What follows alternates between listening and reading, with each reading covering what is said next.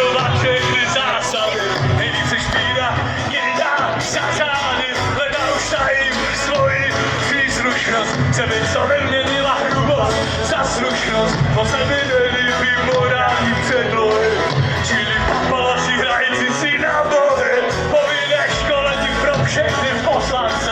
Lekce plané očevání, lekce arogance a místo pohlední debaty z prdu kulička. Ať květá naše zemička. Za co, Pane Bože, za co? Trestáš jen to prosílit. Za co, Pane Bože, za co? Nechal zase napálit. Za co, Pane Bože, za co? Za 4 roky. Za co, Pane Bože, za co? Chceš, abychom trpěli.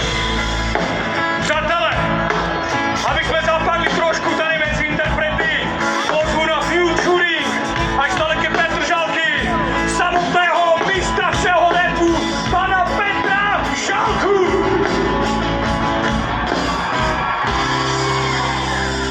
Čaute, ať si som Petržalky, som to čo uvidel, zase je úplne tie pesničky.